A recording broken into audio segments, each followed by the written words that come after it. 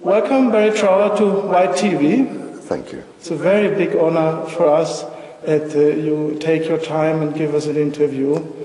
We are a big admirer of yours and your courage that you go out with the message that there are enormous dangers in VLAN and cell phone technology. And perhaps we could start with a short background that we understand your competence and how much knowledge you could collect, that you know what you know today. Yes, I started in 1960. I studied microwave, all aspects of microwave warfare with the military. In Great Britain? In Great Britain, yeah. Yes. Yeah, yeah. All aspects of microwave warfare. I learned about the dangers, how they can affect the human body, as well as, of course, radar and military uses. Yeah. And a small part of my work after, for 11 years, was because microwaves during the Cold War were used as they are today as stealth weapons. They are perfect weapons, yes, because people do not know they are being targeted. And any government can and has targeted individuals, groups of people, streets, whole streets of people. You can target people with low level over 18 months, 2.5 years, and you can cause serious neurological damage, serious physical damage, and of course cancers. And change the mind. Easily change the mind. At that time, whilst I was questioning sort of captured spies or agents, which I emphasise was a small part of my work, I learned of the dangerous frequencies being used in other countries, because all countries were experimenting as they are today. I had a list of about 30 frequencies that could cause about 50 serious neurological and physical disorders, including cancer. Cancer, yes. They can induce cancer. Yeah. For instance, 6.6 pulses or modulations a second can induce sexual aggression in men. Other pulses can make you feel suicidal. Other pulses can make you indecisive, lethargic. You can have pulses that will affect your vision because it interferes with the natural frequency of the eye. You can affect the heart quite easily. You can affect the glands. Make a heart attack. Oh yeah, yep. You can also affect the glands in the body and change the hormone levels that will then change the behavior. So I did this for 11 years. I mean, I knew then about 30 pulse frequencies. Now they have a list of about 600. And they can be delivered to anybody, anywhere, by any government, even people who don't like you now. Day or night, when you're sleeping, walking around, the technology is there. And it is a perfect weapon because most of the time you don't know you're being attacked. And a tremendous success for a government is if they pick on a lady or gentleman unsuspecting and they can pulse that lady or gentleman's brain, cause a known psychiatric disorder, paranoid schizophrenia. They go to a psychiatrist, they are diagnosed, they are referred to a psychiatric hospital where they can still be targeted, and they can spend the rest of their life in a padded cell or in a psychiatric hospital, and that is a success. Without being sick. Without being sick. And if they just turned the frequency off, they would recover. That is a success. And we're not talking one person here, we're talking hundreds of thousands over 40, 50 years in many countries, hundreds of thousands. And the race is on to find the perfect microwave weapon where you can just, almost like a radio, tune the dial for aggression, suicide, whatever. I heard about that there are already technical devices. You hang it around your neck, a little pulled here, and then you can have some sparks and steer. Have you heard about that? No, I haven't heard of those, no. We had in Stockholm in Sweden a horrible case some years ago where a man took the car into the pedestrians zone where no cars are allowed in the old town of Stockholm, and he killed a lot of people by just taking the car and going driving over them. And he said to his excuse, there was a man in the corner behind me who had this, and he steered me. There are ways. I haven't heard of that method, but I have heard of other methods where people can be reprogrammed to do, for an experiment, to do what the government wants them to do. And in fact, it's incredibly easy. You can break the average person down for total reprogramming in just 30 hours. And that's without pain, without hypnosis, without drugs. The average person can be broken down in 30 hours. Usually, all they have to do is put you into a cell, no food, no water, no sound, and you're in total darkness. Absolute darkness. No sound, no water, nothing. And within 30 hours, you are hallucinating. Really hallucinating. Then, and this is so easy, I mean, I could do it. And then with, they call it synthetic telepathy. Microwaves can go right into the brain, and you hear a voice. Yes. And the psychiatrists beforehand, or the investigators, they would know a voice which you found comforting. Now, for a lady, it may be, if she loved her grandfather, it would be her grandfather's voice. Oh, really? If you are religious, it would be an angel, or Jesus, or Mohammed, or somebody. But when you've been in for 30 hours, and you're hallucinating, then the voice comes in. And of course, they can do this straight through the wall. Yes. The voice comes in, very soft, very soothing, very calming. Are you in trouble? I really am so sorry. Let me help.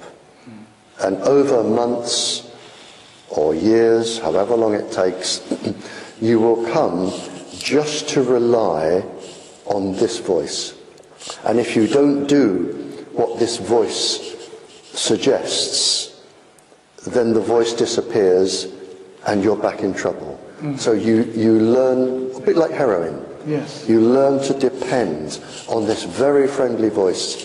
And if you talk to the voice and you're agreeable with the voice, you get food and you get light and then when you go home, the voice can wake you up in the middle of the night when you're sleeping and ask you questions, and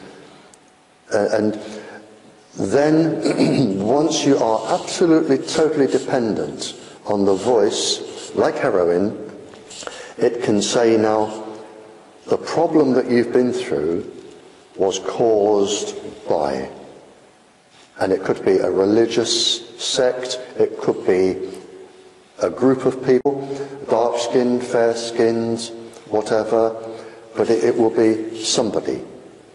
And they would say, now what I need you to do is help us defeat these people. And the next thing you've got is a bomber or a murderer, and it can be done. For example, Mikhailo Mikhailovich, he was convicted of killing the Swedish Foreign Minister Anna Lindh in 2003. Yep. And he said, I had so strong voices in my head, they gave the order to kill her. Yep. And that was for me a clear evidence that he was mind controlled, that he is innocent, he was just a tool. Yep, but of course you can't prove it. And the government will say you're mad, lock him away. Yes. But it's a success. And if you wanted a single person, all you have to do with the person is say, well, the only person stopping you reaching a normal life is Mr. Smith. And as long as Mr. Smith is alive, you are going to suffer this. And it's very easy. It's very easy to reprogram a brain. Very easy. Yeah. I mean, religious sects do it sometimes to convince people.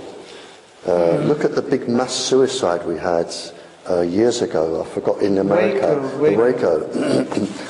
It's very easy to retrain a brain. Yes. Very easy. Yes, for me, my research shows clearly that Waco was also a mind control operation. That is for sure.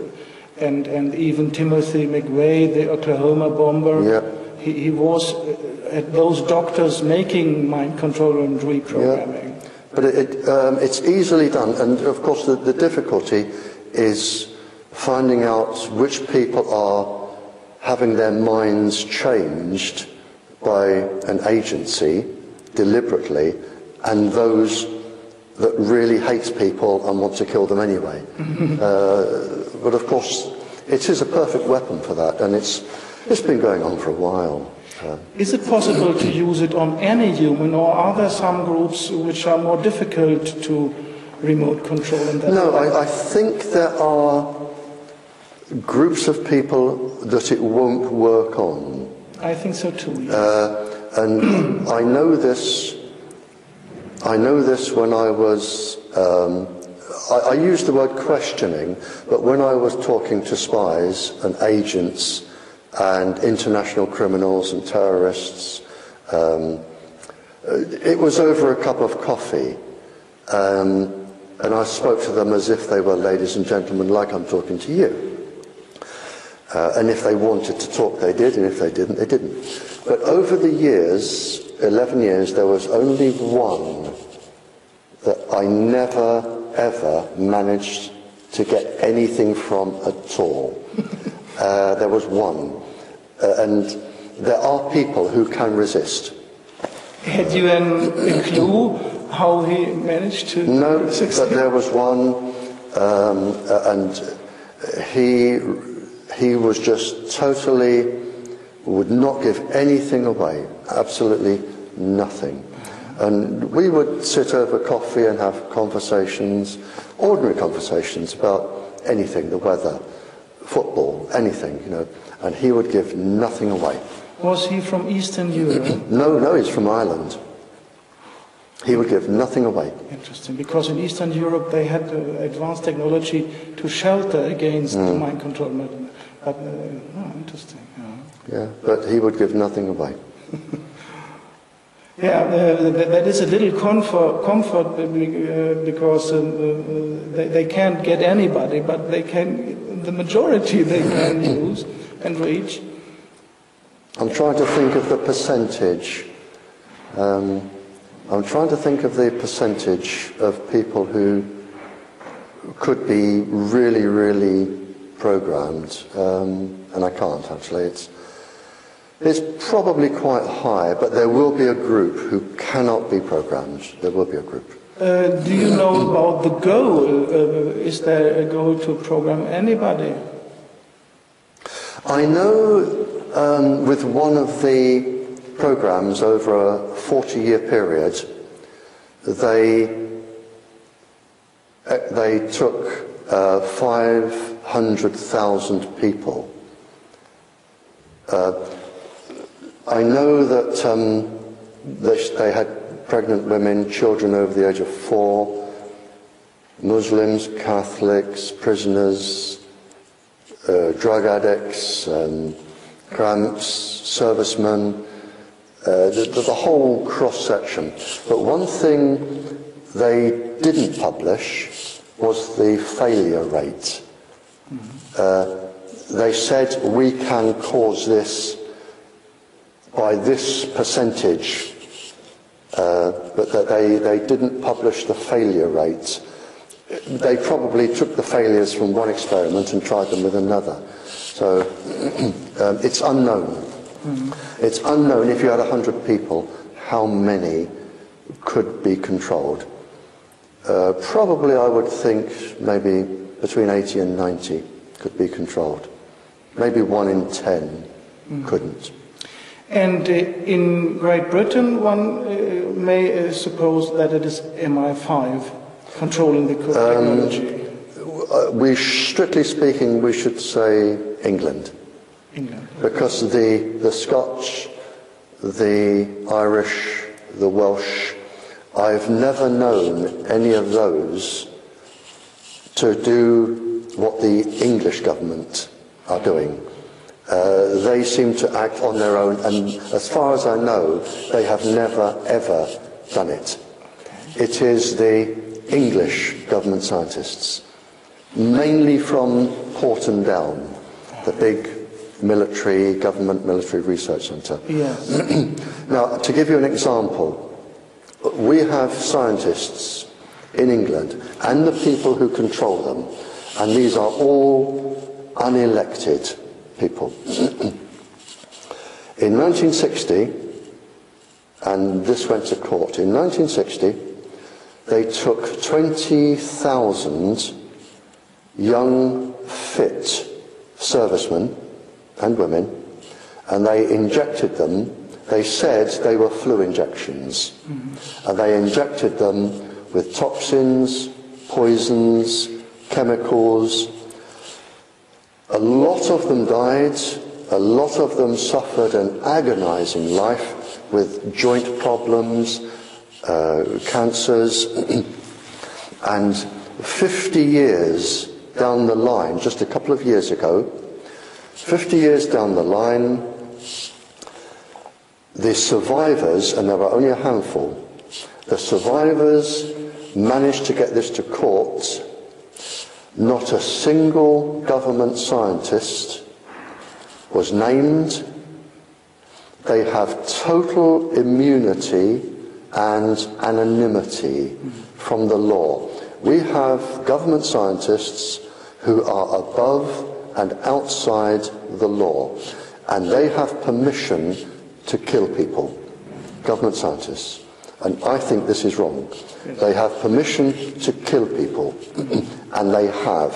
And they've been taken to court, but the government refused to have them in court. They settled out of court. The same was with the CIA. MKUltra is a good example. The CIA with the Canadian government. Yes. The McGill University. They were taken to court. Again, it took 50 years.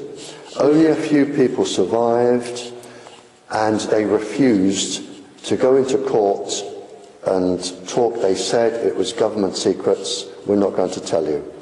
And the survivors were paid a bit of compensation, and that's it. Not a single government scientist has ever appeared in the dock, and they have killed hundreds of thousands.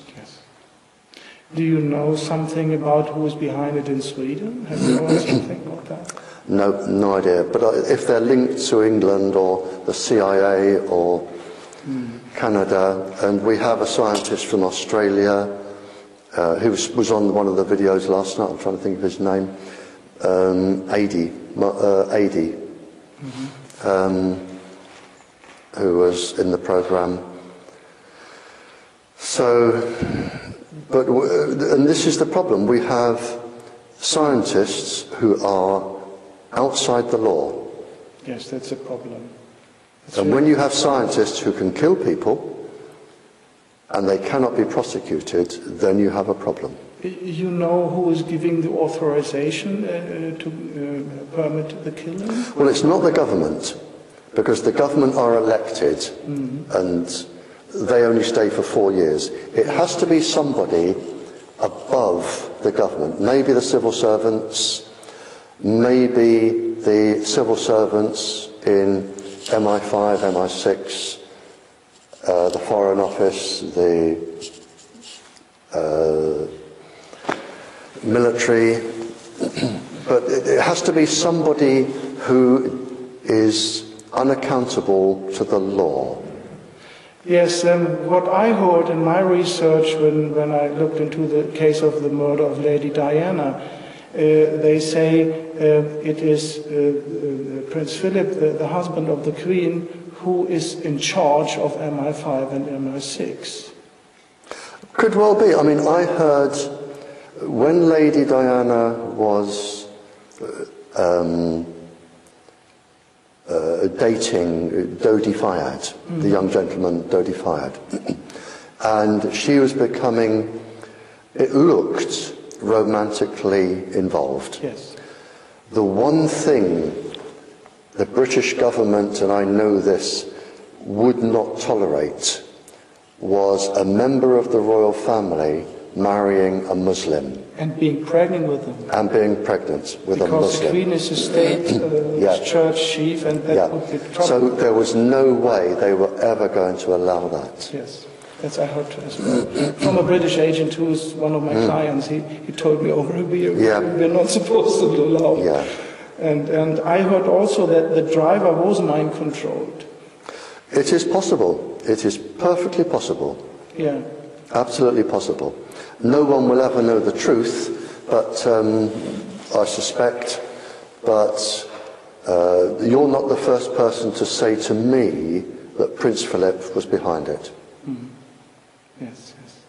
You're not the first person to say that. Because when all is said and done, the royal family is a business. Yeah, the institution of power. It is a business. And the royal family, they have one aim, and that is to keep the royal family. No, and to keep power. It's and power, yep.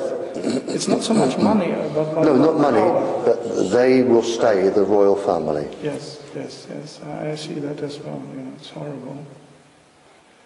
Yeah, that is very interesting. Do you know about technology giving shelter against those microwaves going into the brain or making cancer or heart attacks? How do you mean giving? That you are not open for it, that you perhaps have a device that you hang around the neck, giving a shelter against this. Right, I don't know how they can work. For the simple reason that when microwaves, if I were microwaving you, I would be sending quite a wide beam to your head. And the microwaves, like all waves, travel in straight lines. They all travel in straight lines. Now, if the microwaves are going into your head from a beam, like if I was shining a torch into your face, if you're hanging something around your neck, that will not deflect a torch beam down to your chest. So the only thing I know that can deflect an electromagnetic wave at the speed it's going, which is the speed of light, unless you have your neutrinos, which theoretically can exceed the speed of light. The only way you can deflect them is to have something with an enormous gravitational field. The only thing known to me in the universe that powerful is a black hole in deep outer space. Yeah, but we can't hang it around. You can't hang a black hole around your neck, no. So how something here can stop a wave travelling at the speed of light going for your head, I don't know. I'm not saying the people that make them are lying.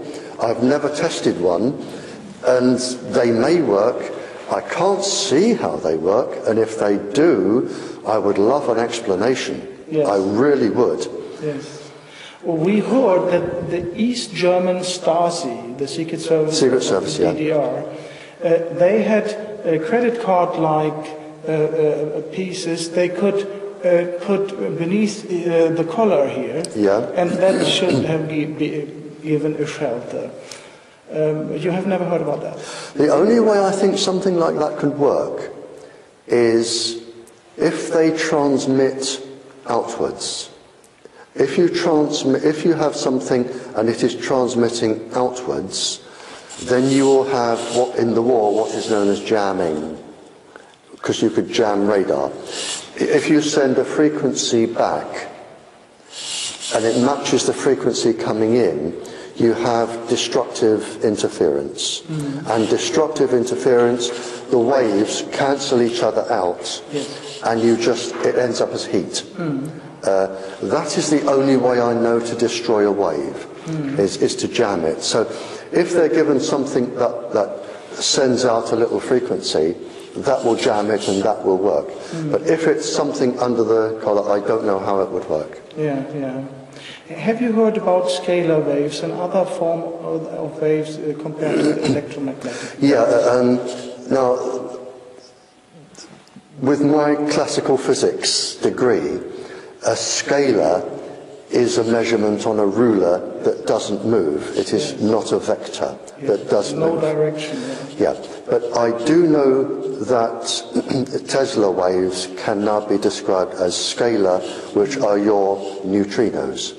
And I know when I did at university, the nuclear and atomic physics, I can remember to this day doing calculations with neutrinos. Oh, really? Oh yeah, absolutely.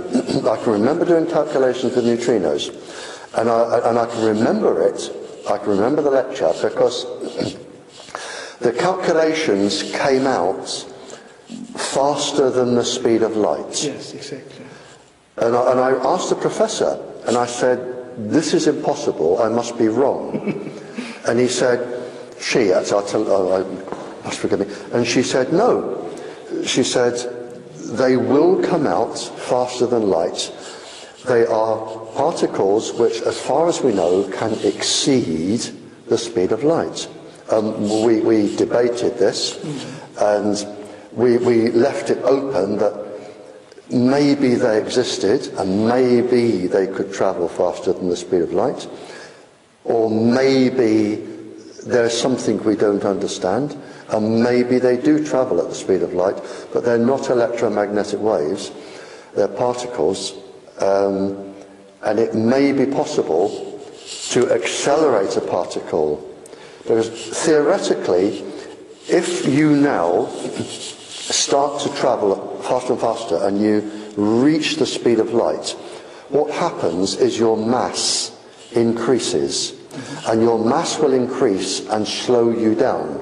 And if you go faster and faster, your mass increases more and more and more, but you can never reach the speed of light. They find this with the cyclotrons, that the particles, their mass increases. Now, maybe with your neutrinos, even with the mass increasing, they can still accelerate, or maybe the mass doesn't increase and they can accelerate. And nobody knows the answer to that in the world. But I do know that they are so fast and so small. And the professor said to me, travelling from outer space, they can go right through the planet, through the centre, out the other side, and not interact with a single atom. They won't touch anything. They won't touch the atoms in the ground. They won't touch the atoms in the lava, the magma, the iron core. They come out the other side. They won't touch a single atom in the oceans, and they whiz straight through. And I thought,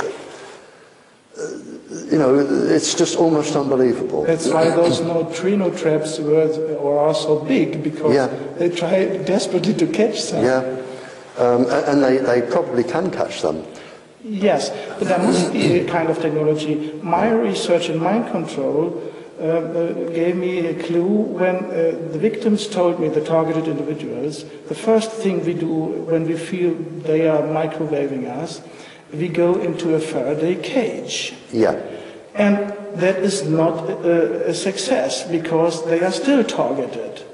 And how is that working? Because usually an electromagnetic wave is not passing through a Faraday cage. And then I got the hint that, oh no, they are using scalar waves based on neutrinos. And then, of course, neutrino can pass. Yeah, because it has no charge. Yeah. So it can go straight through. So in some way, not every technology, but some of the technology targeting people must be based on scalar waves. Yep, and there may be, I mean, to my knowledge, there are 16 subatomic particles. They may be using different subatomic particles as well. So I would agree with you, that is possible.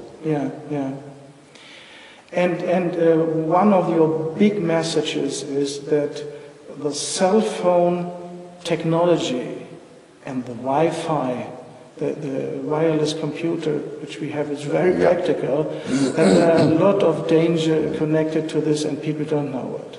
There is a lot of danger. I mean, you know, as a scientist, microwaves react with water, and we are made of water. Our brains are made of water. So any microwaves going in the body must react with the water. And when you react with the water will change, the water goes around the cells, the water-based layers. You change the surface of the cell. And when you change the surface of the cell, you change the signal transduction and the cell cycle timing. And it goes on to the DNA, and you can change everything by microwaves. Yes. And therefore people get cancer and other problems when they live close to this broadcasting devices on the roofs, on the houses, and so on. And in your speech yesterday, you came with compelling evidence that it is connected to that. Well, there are 14 epidemiological studies, one even carried out by the industry itself, and they said this causes cancer. There are 5 High Court cases that prove this. So only in no, 3 in Austria, 1 in Italy, and where was the other one? I can't think of the country with the other one, but there are 5 to my knowledge, and 19 other legal judgments where proof wasn't required. Scientifically, a magistrate or a judge who's not a High Court judge or a mayor listened to the evidence and said, turn it off, take it down. Yes. And then it was better. Then it was better. Yeah. And you told us yesterday about the farmer in Africa. Oh yes, yeah. Is this the one to do with the ants, or the one to do with the American military base? There were 2. But the one with the ants.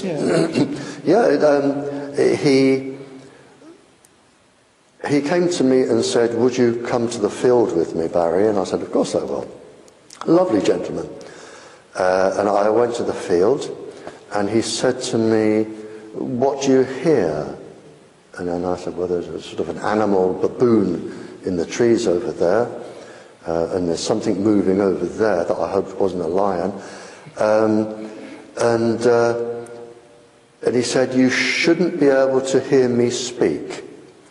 He said, normally all of these bushes would be covered with bees pollinating. And he said, as soon as that transmitter went up, I lost my bees. He said, within a few months, my ants were lost. They disappeared. And we know that microwaves affect bees enormously. I've given a whole lecture on just bees. We know that the navigational system of ants is based on the Earth's magnetic field, the same used by bats, birds, fish, other creepy crawlies, and the microwaves are too powerful for the navigation system to work. It's the cryptochrome mechanism in the brain. It's too powerful. And so as soon as you put an animal in a magnetic field, they get lost. And they can't come back, or they will leave to find an area where they feel comfortable again. And this gentleman, and this is right across this country, he lost all of his fruit, which means he's now got to buy fruit, or which means the country has to start importing fruit. And he's lost his trees because the ants, whilst they crawled all over the plants, they licked the sap. They didn't eat the plants. And any locusts or insects that landed on the plants, the ants attacked them to protect their plants. So he's totally lost his farm, and that isn't one farm. All of the farms are suffering, which means the country now has to start importing food because it's not growing it, and it has to start importing drugs because people become sick, and it has to start importing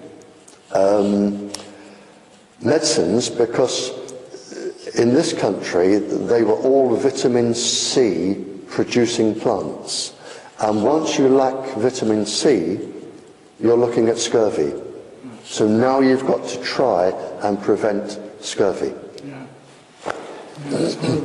And the countries that are causing the problem, in this case the United States, they are the very first people to come in and offer aid. Yes. Problem, reaction, solution. Yep. And then in return for the aid, military base, land, mines, yep. Yes, that's what they want. Yeah, that is really horrible. And was also extremely disgusting for me to hear yesterday that especially women are targeted, and that they suffer more because the follicles are deformed. Well, yeah, I mean, and they do know this because experiments were carried out, and I've read the papers, experiments were carried out in the Cold War on pregnant women with different levels of microwave irradiation to see how many genetically deformed children could be born, how many miscarriages. I know with the miscarriages it was 57.7% of women had miscarriages from low-level radiation. And so when they start putting Wi-Fi in schools, and you've got little girls in schools with all of the eggs in their ovaries that are going to be their future generation, you know, I contacted the authorities and said, you know, you can't do this because you're going to produce genetically deformed children and miscarriages. They totally ignored me, and they're still putting Wi-Fi in schools. And the evidence is there that the girls, when they get married and they have children, there is a very high risk of a genetically born girl. But the DNA in the eggs, in the follicles, they suffer 10 times more than all of the rest of the DNA in the body. So even if they use a safety level, it's a factor of 10 out anyway. And it's irreparable. It can never be repaired, that particular mitochondrial DNA. Which means that if you have a girl with the DNA damage, her child will get the damage, and then her child, right the way down the female line until there are no more females left in that line. And this is what they're doing. And they know with Wi-Fi in schools, because a girl can be irradiating her ovaries from the age of 5, if she goes to university, to 24, 19 years. She's sitting in front of Wi-Fi and it's transmitting straight through the ovaries if you look at how they sit. And how was with boys? The sperms also can... Well, boys are slightly different because girls are born with all of their eggs and they can be irradiated from birth. Boys will not produce sperms until puberty. But in saying that, there are several papers that now show that with Wi-Fi the sperms are also damaged. So you have the sperms and the eggs, and of course if you've got a damaged sperm and a damaged egg, it's horrific. The thing is, they know this, and the only reason they're putting Wi-Fi in schools is because if you're going to put it into, let's say in Denmark, 10,000 schools, I don't know, it's cheaper to use Wi-Fi than get workmen to drill holes to put the fibre optic cable or the phone cable through. You save maybe £1 million. And that's why they're doing it. And it's cheaper now to save £1 million and have genetically damaged children in 35 years' time. I also heard already more than 10 years ago that don't give a cell phone to your children. That's true, yep. Because why is it especially dangerous? Well, children are growing. The nervous system is growing. The bones are growing. The immune system is growing. The brain is growing. Everything in a child is growing. And if you put microwaves through growing parts of the body, you can affect the growth. You can deform the bones. You can alter the chemistry of the bone marrow that makes the immune system. You can affect the way the brain works. And these are growing. So if you change it, it's going to be changed for life, unless it can repair itself. So what you're doing is you're effectively changing the growth of the child. And a child isn't fully grown until they're 28. 28. The last thing to form is the clavicle, the shoulder blade. So really, if you want to be strict here, a child should not be exposed to microwaves until they are 28.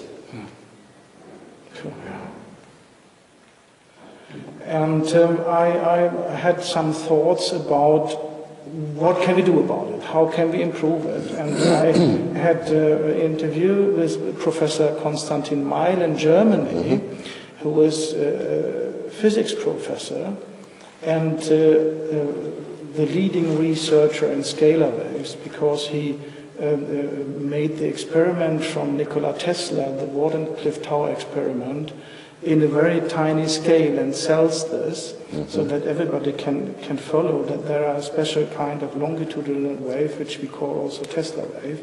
And he said to us, if the cell phone industry would use only scalar waves to communicate with people in a cell phone, then you have a kind of peer-to-peer connection directly from the ringer to the receiver.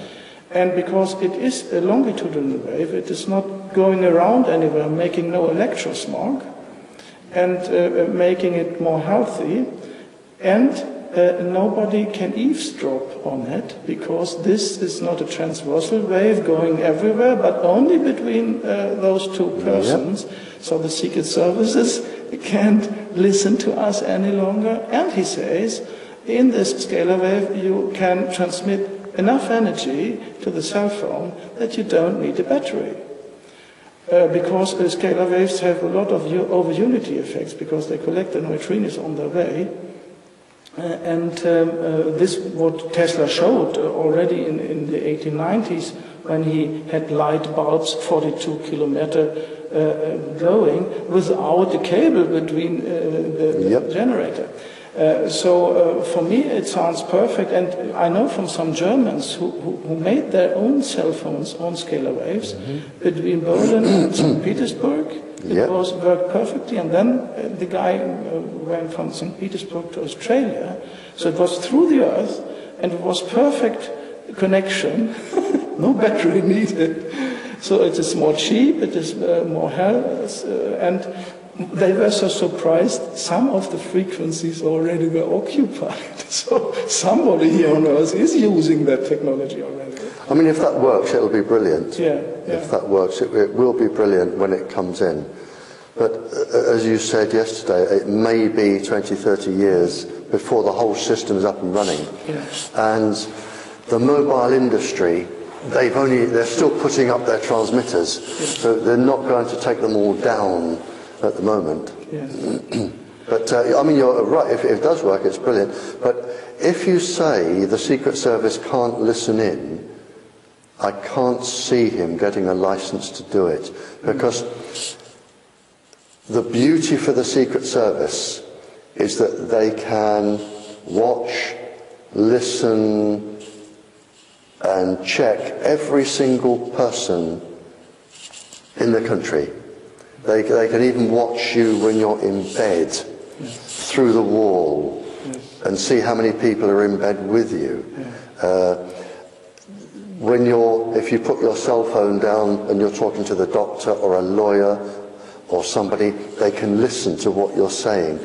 They can, if they want to, they can listen to every single thing you say and watch everywhere you go 24 hours a day, and there's nothing you can do. They can even watch you go into the toilet. There's nothing you can do to stop them. Yeah. And I heard that in every cell phone signal there is a kind of noise also. Yep. And that they can modulate the noise and put in information to influence your mind, or also get back information. Oh, that's done. Yeah, they're using that in shops. And a shop was taken to court, and it was in the United States. With this system and using auditory hallucination or synthetic hallucination, a shop was targeting people coming into the shop. And the inventor was told that it would only be used to stop people shoplifting. That when they came in, if they wanted to stop them shoplifting, they would send a message saying, "We're watching you, don't steal that." But as soon as the inventor finished, the shops and maybe the governments, but somebody said, "Well, hang on, if we change the message, instead of saying don't steal that, buy it, we will make a profit." And a shop made, I think it was $600,000 using this in 9 months, and they were taken to court. But the government argued, from the transcript I had, the government argued that the system was harmless and no laws were being broken. It is not against the law to send somebody a message. And it was not a subliminal message, it was auditory, synthetic telepathy. They're arguing that it's like music. The message goes into the brain and you hear music. And the lawyers couldn't find a charge because it wasn't against the law. And the government scientists said, well, as far as we're concerned, all of this is safe. Because they use it, they have to say it's safe. And since then, it has spread to other big chain stores. And we don't know now how many chain stores are using this. But now there are big chain stores and fast food outlets that are targeting certain people to encourage them to spend more money. And that's amazing. And you think, well, we're back to where we started. I mean, what else can you ask them to do? Just supposing, the owner of a shop gets one of these devices and takes it home. And however the message is sent, maybe from a tape or a bit electronic voice these days, supposing the owner sends the message through the wall to his next door neighbour, saying, I admire you, come and sleep with me, or move because you're not wanted here, or you can send it across the street. I mean, somebody's only got to buy one of these and start using it for their own devices, and then we're back to where we started, where you've got people hearing voices and they're getting confused. When they modulate this information on the carrier wave, do you know whether they modulate the amplitude or the frequency? They can do either. They can do either. If you modulate the amplitudes, you will get more energy. If you modulate the frequency, you will get more vibration. You can do either. It depends on the energy. You'll probably end up doing both. But you would, with the noise, you can also put in anything from the 1 to the 600 pulse frequencies as well. So you could make somebody feel incredibly happy and indecisive or decisive, so they will buy something or do something. You can also put in the pulse frequencies. And shortly before the Olympics in London now, you gave a fantastic interview to Lars Drygård from Denmark. Oh yeah, I remember that. And you touched the Olympic Games and said it would be perfectly easy to support a sportsman. It's so easy, I could do it. It is because of the known frequencies. If you target somebody, and this comes from, I will say, an intelligent case. There was a researcher who was